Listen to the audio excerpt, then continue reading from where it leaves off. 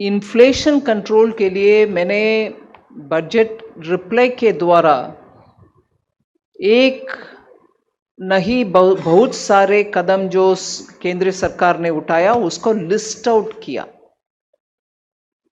उसमें मैं इस उदाहरण के लिए 3-4 आपके सामने रख रही हूँ। बहुत सारे स्टेप्स हमने उठाया।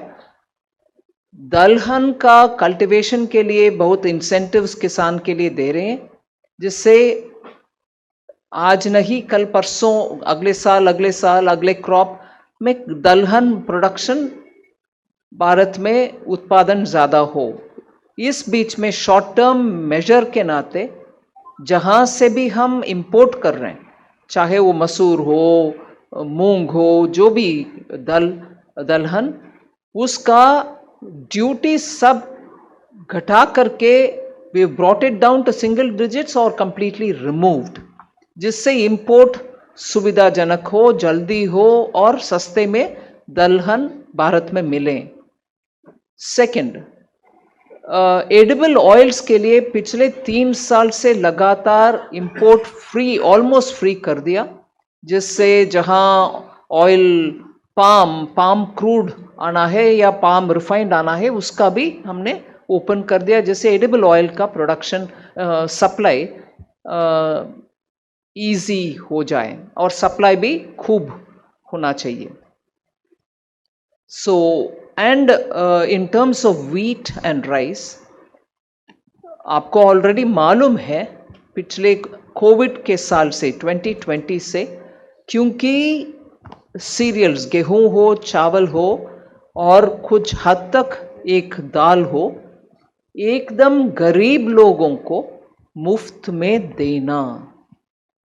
पिछले साल तक हमने, पिछले दिसंबर तक हमने 5+5 जहां वो खरीद रहे थे, 5 प्रधानमंत्री गरीब कल्याण अन्न योजना के तहत हमने फ्री में दिए, जिससे उनके कम से कम रोटी बनाने के लिए आटा, मतलब गेहूं चावल, उनके यहाँ मुफ्त पहुंचे।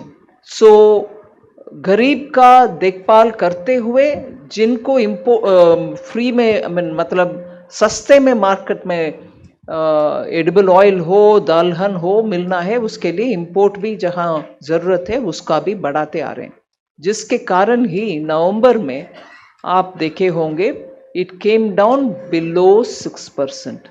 6% जो टॉलरेंस बैंड बोलते हैं, 6 से ज़्यादा ना हो, कंट्रोल में रखें आरबीआई, 6 के नीचे 5.8 तक आया। और अभी भी होलसेल प्राइस इंडेक्स शायद पिछले 12 वीक्स और 24 वीक्स में, वो मैं करेक्ट करना चाहती हूँ, 24 वीक्स सबसे लोवेस्ट लेवल में आया है WPI।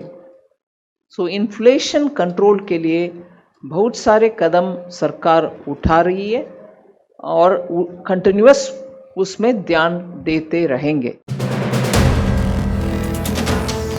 वीडियो पसंद आया तो हमें लाइक, कमेंट, शेयर और सब्सक्राइब जरूर करें।